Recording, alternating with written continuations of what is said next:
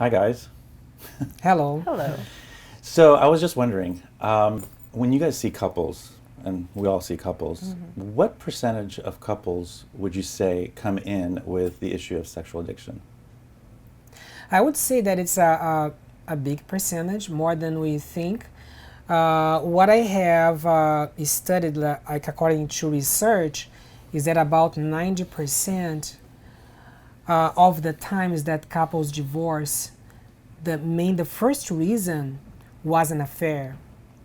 So if the person has a sexual addiction or not, we know that is another relationship 90% of the times played out. Okay. Yeah. What about you, Christine? You know, I would say even though a couple may come into therapy for other reasons, probably at least 60% of the time later on down in the process, sexual addiction, or at least viewing of pornography, has caused issues in the marriage. So it is a quite high percentage. Yeah, I would agree with you guys. I think with my couples in my practice, I've seen at least 2/3. The issue is an Right. extramarital affair, as Claudio mentioned, or there's some form of pornography involved. Right. Yeah. Yeah. So, okay. So, what would you say is the difference between the couples who come in with sexual addiction and your other couples? What are some differences that you've seen? I think the major thing is severe broken trust. Ah, You know, that's a good one. definitely there's dynamics that are going on that are unhealthy that cause trust issues in relationships with like other behavior issues. But when there is infidelity, sexual addiction, I think the really basic foundation of trust is broken, especially for the spouse of the partner who is struggling through the addiction. So I think rebuilding that trust, I think sexual intimacy, Yes. because of the broken trust due to the sexual addiction and or infidelity. So rebuilding that also sexual intimacy is one of the major mountains to climb, I would say. And what I see too is that after this trust is broken, as you said, it's really hard to restore the relationship without help, without support from a therapist or from therapy. Because what happens is that this person who is the one who feels victimized, this person is trying to get that trust back, and the person keeps on making questions and about what happened, and also saying about his or her feelings, Right. and the other person feels really bad, and because it's very interesting, because this person who has sexual addiction or had an affair, this person has feelings too, and this person feels sometimes pressured and feels bad about themselves, and it affects their self-esteem, so and it keeps on a loop.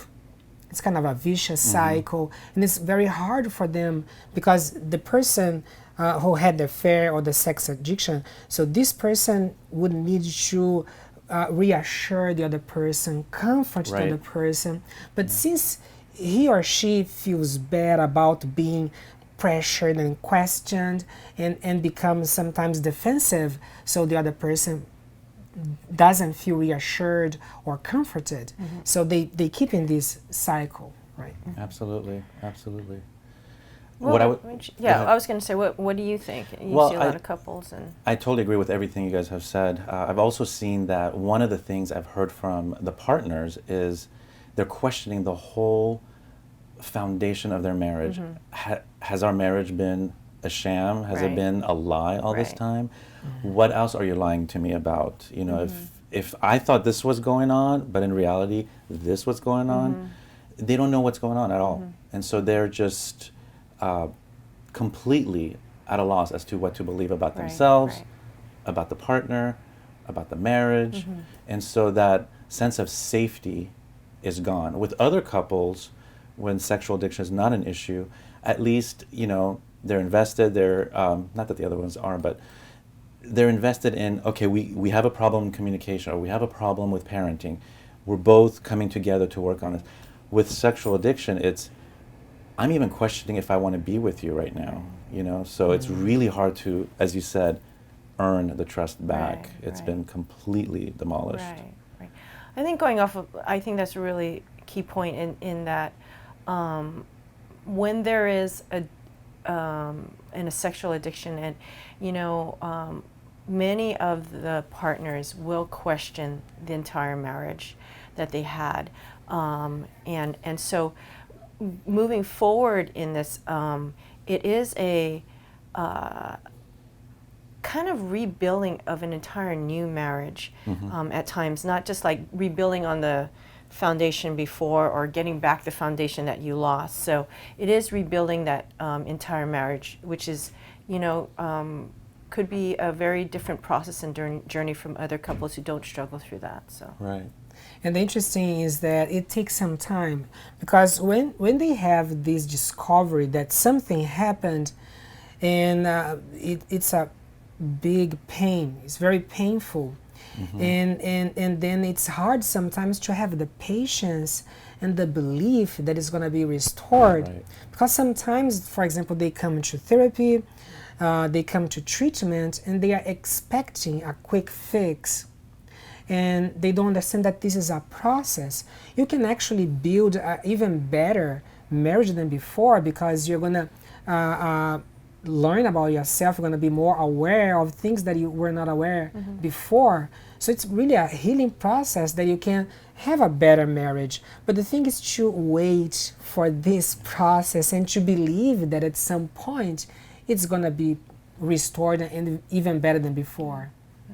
I think kind of going off of just, we're not going to go into detail here, but you know, I think when there is that severe broken trust and the spouse is questioning everything, we do see now trauma coming up, where maybe other couples, it may not be as everyone,